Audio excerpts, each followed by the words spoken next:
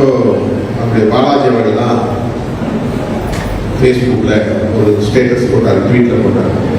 கடந்த கால நிகழ்வுகளை குறிப்பிடுகிற போது அந்த சொற்றொடர் வந்தது. இப்படி சொன்னேன், அதன் பின்னால் என்று சொன்னேன், என்று விளக்கினேன். இது பாஸ்ட் டென்ஸ். திமுக கூட்டணி தொடர்கிறது என்று சொன்னேன், என்று சொன்னேன் கற்பனை தொடர்கிறது அப்படிங்கிறது போடுறாங்க. உடனே திருமாவுக்கு என்னாச்சு, இதை மட்டும் பார்க்கறது நுனிப்புள் பெயர் இருக்காங்கல்ல, பேட்டியை முடிச்சா பார்க்க யாருக்கும் மைண்டு கிடையாது, அமைதி கிடையாது. 1.5 நிமிஷம் கூட ரீல்ஸ் யாருக்கும் பார்க்கறதில்லை, அப்படியே தள்ளி விட்டுறாங்க.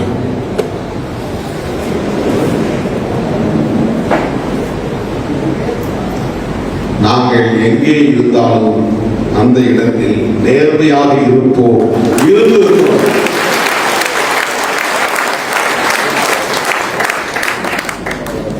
இப்ப ஒரு கருத்து சொன்னேன், ஏன் இவங்க 2 பேரும் ஒன்னா இருக்க கூடாது?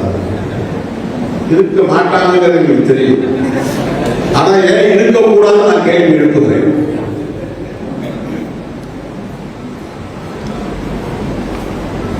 ஏன்னா இந்த பலவீனத்தை பயன்படுத்தி இன்னைக்கு திமுக தனிமைப்படுத்தப்பட்டிருக்கிறது, அதிமுக சிதறிக் கொண்டிருக்கிறது, திராவிட அரசியலின் எதிர்காலம் கேள்விக்குறி ஆகிக் கொண்டிருக்கிறது.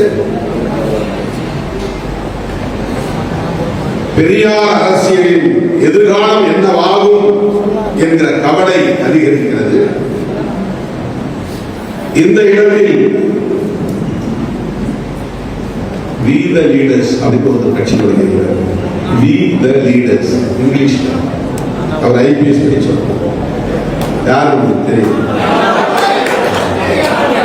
we the people அப்படின்னு நாம கான்ஸ்டிடியூஷன்ல படிச்சிருக்கோம். மக்களாகிய நாங்கள், we the people of India, இந்திய மக்களாகிய நாங்கள், we னா நாங்கள், the people னா மக்கள். இவர் we the leaders ஆகிறாங்க. லீடர்ஸ் தான் தலைவர்களாகிய நாங்கள். அவர் போய் கவர்மெண்ட்ல தான் ரிசர்வேஷன் வாலண்டரி ரிட்டையர்மெண்ட் எழுதி கொடுப்பாங்க. அதை அவங்க மேல எதுவும் அலிகேஷன்ஸ் இல்லைன்னா அதிகாரத்தை ஏற்றுக்குவாங்க. ஏற்றுக்கிட்ட பிறகு பெரிய விட்டு அவர் வெளியே வந்துடலாம். இது அரசு பணியில் தான் இருக்காங்க. இப்ப நான் எம்எல்ஏ எம்பி எலெக்ஷன் நிற்கிறதுக்காக போய் ரிசர்வேஷன் கொடுக்க போனேன். எங்க டைரக்டர் என்ன சொல்லிட்டாரு, நோ நோ அப்படிலாம் தர முடியாது, இன்னும் ஒரு டிபார்ட்மெண்டல் என்கொயரி உங்க மேல இருக்குது, அதை முடிச்சுட்டு தான் போகணும் அப்படின்ட்டாரு. ஓப்பனாக கூப்பிட்டு ஹோம் செக்ரட்டரி பேசினார். ஹோம் செக்ரட்டரி கூப்பிட்டு டைரக்டர் பேசினார். அவரு உடனே பதறி அடிச்சுட்டு, ஐயோ திருமாவளவன் பாப்பா இது வாங்கிட்டு போ, ரீசர்வேஷன் நான் ஏற்றுக்கிட்டேன் என்று என்னுடைய பதவி விலக கடிதத்தை ஏற்றுக்கொண்டு இவர் இந்த தேதியில் இருந்து இந்த நிமிடத்தில் இருந்து இவர் இந்த அரசு பதவியிலிருந்து விலகிவிட்டார் அப்படின்னு சான்றிதழ் கொடுத்தார்.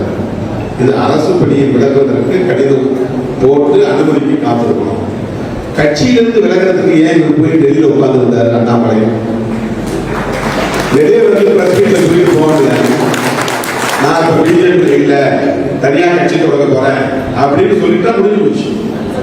ஆனா இவர் டெல்லியில போய் கடிதம் கொடுத்துட்டு மோடி அமித்ஷா இவங்கெல்லாம் பார்த்து அவங்க அதை படிச்சு பார்த்துட்டு அதை ஆராய்ச்சி பண்ணிட்டு உங்க லெட்டர் அக்செப்டட், நீங்க இனிமே போகலாம் வெளியே.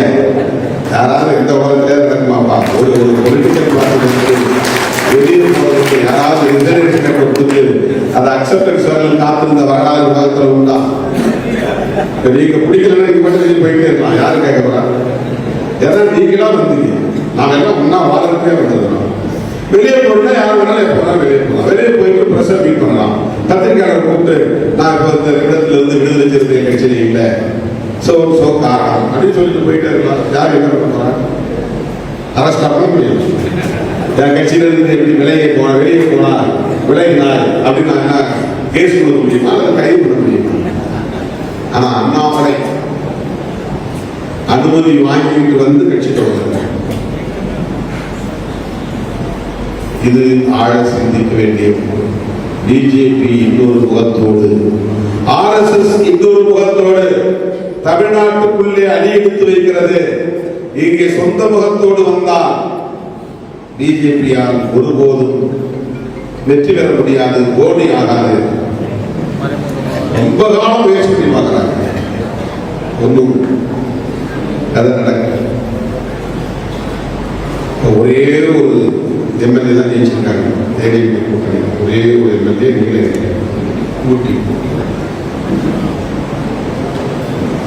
ஆனா 27 இடத்துல போட்டிட்டாங்க.